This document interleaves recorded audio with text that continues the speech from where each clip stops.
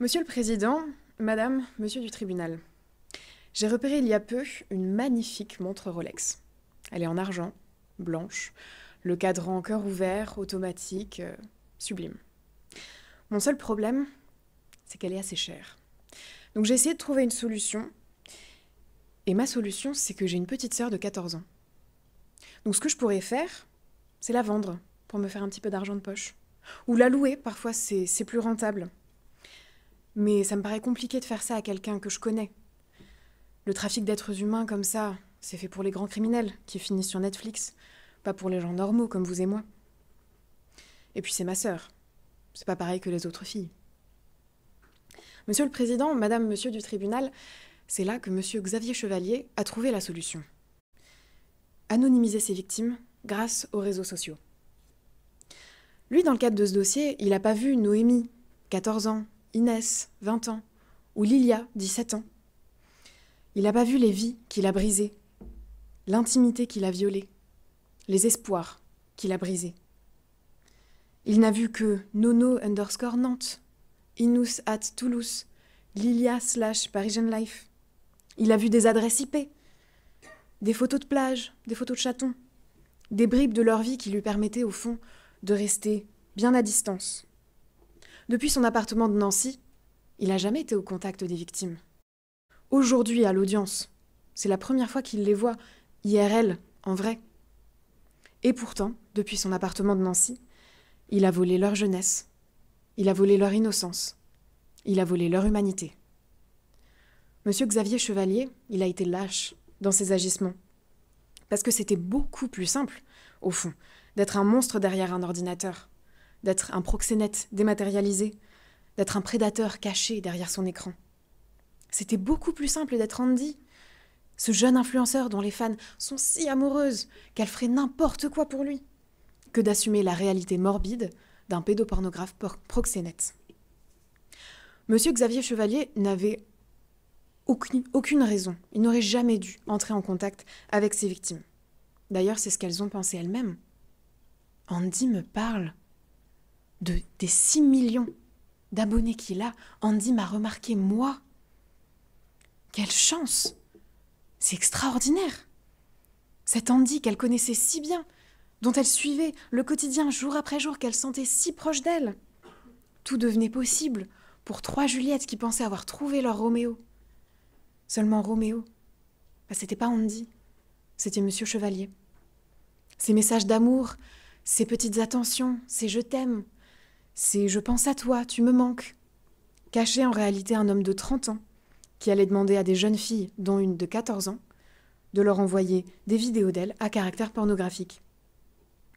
Dès les premiers messages, les victimes étaient prises au piège. Un piège déjà bien éprouvé, bien rodé par le prévenu, qui savait exactement ce qu'il faisait, puisqu'il s'agit de son mode opératoire pour de nombreuses autres déjà. Parce que personne ici ne pourra douter que les victimes de ces agissements se limitent à celles présentes à l'audience. On ne suit pas les inconnus dans la rue. Par contre, sur Instagram, c'est précisément le but. Noémie, Inès et Lilia n'avaient aucune chance. La relation parasociale devient relation amoureuse, surtout relation toxique. Les messages tendres se changent en menaces, en chantage, en demandes de plus en plus osées, de plus en plus inquiétantes. Mais si les victimes veulent continuer la relation, elles n'ont pas le choix. Elles doivent s'exécuter. Et donc elles s'exécutent. Pour elles, c'est un moment d'angoisse. C'est un moment horrible, seules, dans leur chambre, à se faire violence, à se dire il faut y aller, il faut se lancer. Fais-le. Un peu comme Andy leur fait violence. Pour Monsieur Chevalier, de son côté, c'est une étape normale du business plan. Obtention de la marchandise, évaluation, estimation, publication sur Internet, contre-rémunération. Et on parle d'images qui ne disparaîtront jamais, ça on le sait. Des images qui circuleront toujours sur les réseaux. Donc pour ces éléments, je vous demande de déclarer Monsieur Chevalier coupable des faits de sollicitation auprès de mineurs de vidéos à caractère pornographique, de diffusion d'images d'un mineur à caractère pornographique et de diffusion d'images privées à caractère sexuel sans le consentement de la personne qui les a enregistrées, donc le fameux revenge porn. Malheureusement, Monsieur Chevalier, il ne s'est pas arrêté là. Comme tout influenceur qui se respecte, il doit satisfaire ses abonnés, récompenser leur fidélité. Et comme tout bon chef d'entreprise, lui ce qu'il cherche, c'est augmenter le chiffre d'affaires. C'est là que M. Paul Michel entre en jeu. Encore une fois, tout est beaucoup plus simple sur Internet, surtout quand il s'agit de trafiquer des jeunes filles, dont une mineure, à travers toute la France, que ce soit Nantes, Toulouse, toute la France. Les annonces de prostitution sont postées par M. Chevalier sur le site de M. Michel. Elles renvoient sur les plateformes où ont été publiées les photos et vidéos à caractère pornographique. Et puis une réduction est proposée.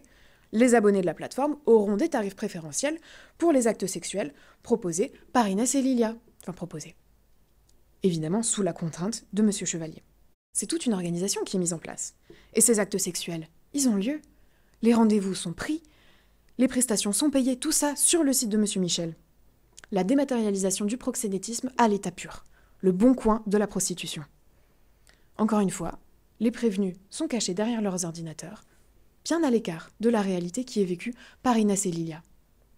Cette réalité, c'est qu'Inès et Lilia se retrouvent à plusieurs reprises, seules, avec des inconnus, à devoir dévoiler leur intimité, à devoir livrer leur corps, tout ce qu'elles étaient, contre de l'argent qu'elles n'ont même pas touché elles-mêmes.